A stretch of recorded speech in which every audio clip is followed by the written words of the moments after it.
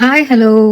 നമുക്കെല്ലാവർക്കും ഒരുപാട് കുഞ്ഞു കുഞ്ഞു ആഗ്രഹങ്ങൾ ഉണ്ടാവുമല്ലേ? അങ്ങനെയുള്ള കുഞ്ഞു കുഞ്ഞു ആഗ്രഹങ്ങളിൽ ഒരു ആഗ്രഹമായിരുന്നു സ്വന്തമായിട്ട് കളിമണ്ണ് കൊണ്ട് ഒരു പോട്ട് എൻ്റെ കൈ കൊണ്ട് തന്നെ ഉണ്ടാക്കുക എന്നുള്ളത്. നമ്മുടെ കോഴിക്കോട് തന്നെ പോട്ടറി ക്ലാസ്സസ് കുറേ ഉണ്ടെന്ന് കേട്ടിട്ടുണ്ട്, പക്ഷെ എനിക്ക് ഇതുവരെ പോകാനായിട്ട് പറ്റിയിട്ടില്ല.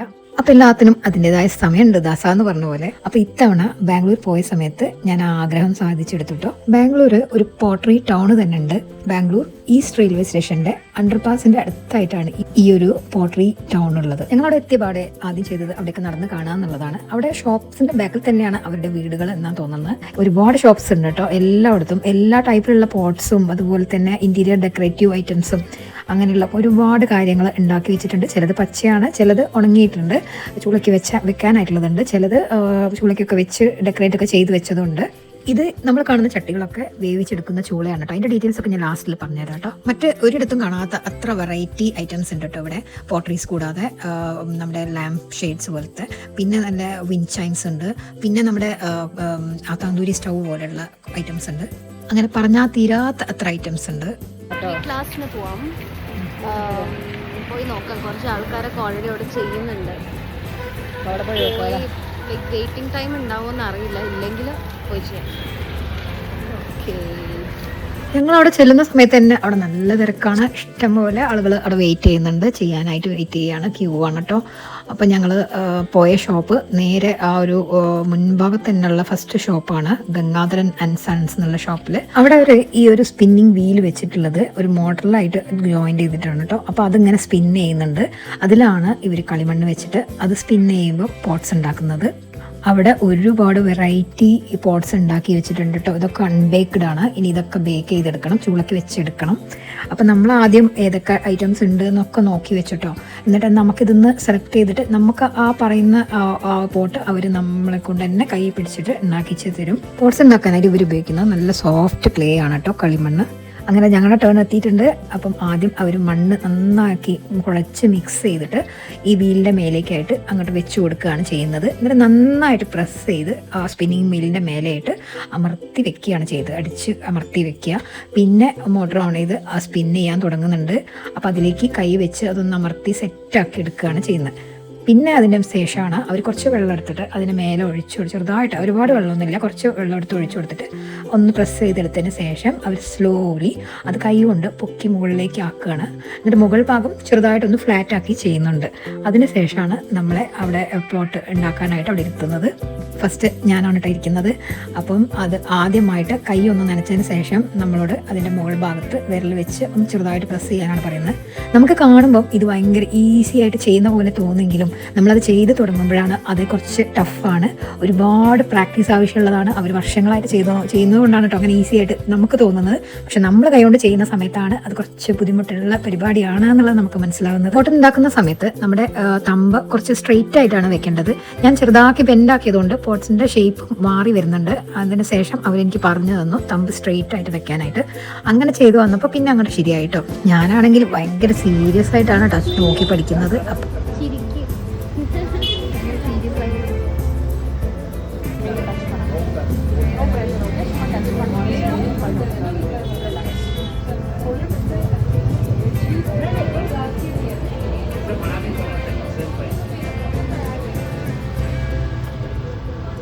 ஹோல்ட் பண்ணுங்க, லைட்டா டச் பண்ணுங்க,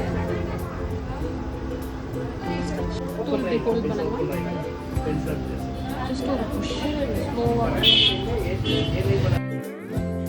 അവർ ഏത് ലാംഗ്വേജിലാണ് കംഫർട്ടബിൾ എന്ന് പറഞ്ഞപ്പോൾ തമിഴ് പറയാമെന്ന് പറഞ്ഞു. അവർക്ക് തമിഴ് അറിയാട്ടോ. അങ്ങനെ ഇതാ ലൈഫിൽ ആദ്യമായിട്ട് ഒരു പോട്ട് ഞാൻ എൻ്റെ കൈ തൊട്ട് ഉണ്ടാക്കിയിട്ടുണ്ട്.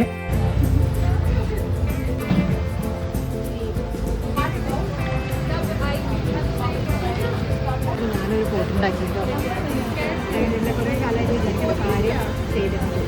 ഞങ്ങൾ ചെയ്യുന്ന ആ ഒരു ഗംഗാധരൻ ആൻഡ് സൺസ് എന്നുള്ള ഷോപ്പിൽ വേറെ ഒരാളും കൂടി ഇവിടെ ഇരുന്ന് ചെയ്ത് പഠിപ്പിക്കുന്നുണ്ട് കേട്ടോ. ഇവരോടൊക്കെ സംസാരിക്കാൻ സമയം കിട്ടില്ല, കാരണം ഒരാളെനിക്കുമ്പോഴേക്ക് അടുത്ത ആള്, പിന്നെ അവർക്ക് പറഞ്ഞു കൊടുക്കല്ലേ അവർ. അങ്ങനെ കിച്ചു സെലക്ട് ചെയ്തിട്ടുള്ളത് ഈ ഒരു മോഡലാണ് പോട്ടിന്റെ. കിച്ചു വെയിറ്റിംഗ് ആണ് കേട്ടോ, അടുത്ത കിച്ചു ആണ് ചെയ്യാൻ പോകുന്നത്.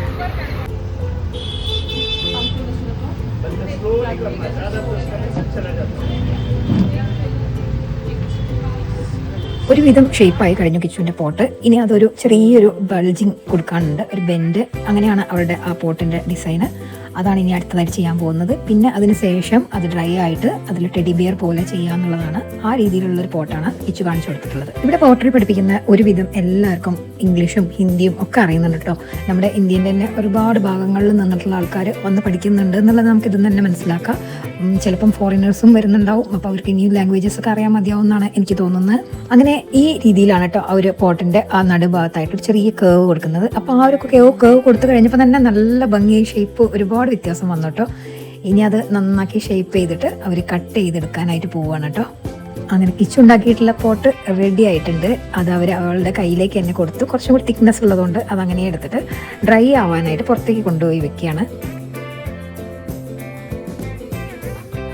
നല്ല എക്സ്പീരിയൻസ് ആണ് ആക്ച്വലി.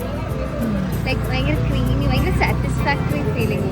തോന്നുന്ന ഒരു ടെക്സ്ചർ ഭയങ്കര പിന്നെ കുറേ കോര് ചെയ്തെങ്കിലും പിന്നെയും നമ്മളെന്തോ ഇനി എന്തോ പണി ചെയ്യാനുണ്ട്. ജസ്റ്റ് ഇങ്ങനെ പേര് പോലെ ആക്കി തരും. ഞങ്ങൾ പോട്ട്സ് ചെയ്ത ഗംഗാധരൻ ആൻഡ് സൺസ് എന്ന ഷോപ്പിന്റെ തൊട്ടടുത്തായിട്ടാണ് ഈ ഒരു ശിവാനന്ദൻ എന്ന ഷോപ്പ്.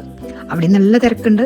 ആ സമയത്താണ് നമ്മൾ ഇവരെ പരിചയപ്പെടുന്നത്. അവര് പോട്ടറിനെ പറ്റി ഒരുപാട് കാര്യങ്ങൾ ഞങ്ങൾക്ക് പറഞ്ഞു തന്നു, പോട്ട് ഉണ്ടാക്കുന്ന രീതിയെ പറ്റിയിട്ടും ഒക്കെ.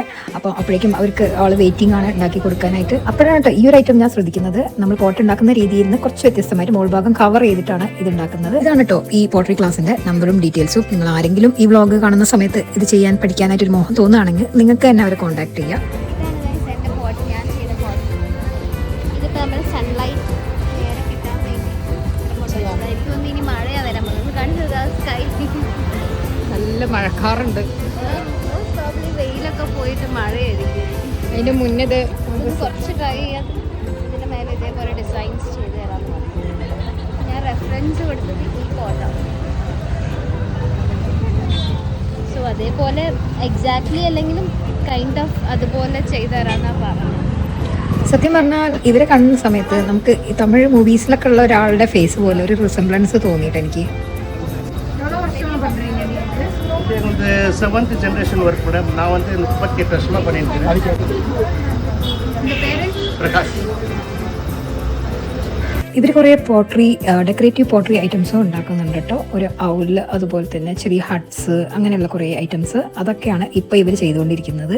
അപ്പോൾ ശരിക്കും പോട്ട്സ് ഉണ്ടാക്കി കഴിഞ്ഞതിന് ശേഷം ഉള്ളൊരു കുറച്ച് ഡ്രൈ ആയതിനു ശേഷമാണ് ഇവരിങ്ങനെയുള്ള ഐറ്റംസ് അതിലേക്ക് വെച്ച് പിടിപ്പിക്കുന്നത്. അതുപോലെ തന്നെ നേരത്തെ നമ്മൾ കണ്ട ആ ഹട്ടാണ് കേട്ടോ ഇത് ഇങ്ങനെയാണ് ചെയ്തെടുക്കുന്നത് എന്നുള്ളതാണ് നമ്മളിപ്പോൾ കാണുന്നത്. ഞാനത് ആദ്യം വിചാരിച്ചിട്ടോ എങ്ങനെയായിരിക്കും എന്നുള്ളത്. അത് ഉണ്ടാക്കിയത് കട്ട് ചെയ്തിട്ടാണ് ഇത് ഉണ്ടാക്കിയെടുക്കുന്നത്. അങ്ങനെ അവിടെയൊക്കെ നടന്ന് കാണുന്ന സമയത്താണ് അവിടെ തന്തൂരി സ്റ്റൗവും കൂടി ഇവരുണ്ടാക്കിയിട്ട് സെയിൽ ചെയ്യുന്നുണ്ട്.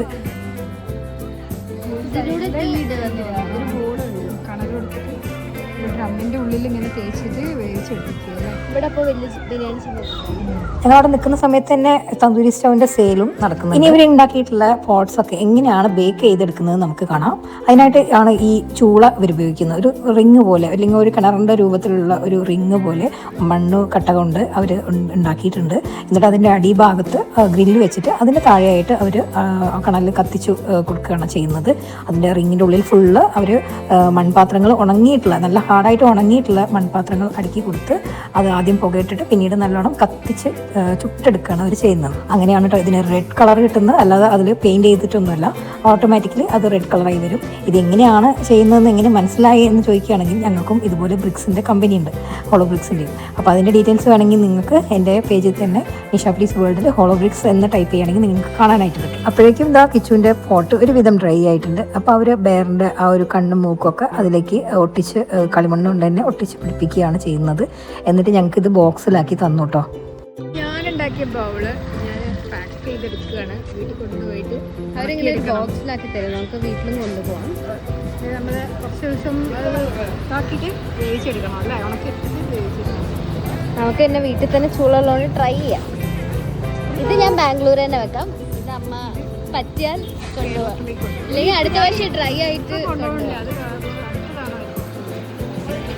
ഇത് എൻ്റെ ഇതുപോലെ നിങ്ങൾക്ക് ആഗ്രഹമുള്ളവർക്ക് ഇതുപോലെ ബാംഗ്ലൂർ വരുന്ന സമയത്തോ അല്ലെങ്കിൽ നിങ്ങളുടെ വീടിൻ്റെ അടുത്ത് തന്നെ ഇതുപോലെ ക്ലാസ്സുകളൊക്കെ എടുത്ത് തരുന്നവരുണ്ടെങ്കിൽ പോയി എന്തായാലും ഒരു പോട്ടൊക്കെ ഉണ്ടാക്കി പഠിക്കണം കേട്ടോ. നിങ്ങൾക്ക് എൻ്റെ ഈ പോട്ടറി മേക്കിംഗ് ബ്ലോഗ് ഇഷ്ടമായിട്ടുണ്ടെങ്കിൽ ലൈക്ക് ചെയ്യുക, കമൻറ്റ് ചെയ്യുക. പിന്നെ ഇതുപോലെ ആർക്കെങ്കിലും പഠിക്കാൻ ആഗ്രഹമുള്ളവരുണ്ടെങ്കിൽ അവർക്ക് ഷെയർ ചെയ്ത് കൊടുക്കുക. പിന്നെ ആദ്യമായിട്ട് കാണുന്നവരുണ്ടെങ്കിൽ സബ്സ്ക്രൈബ് ചെയ്യാനും മറക്കരുത്.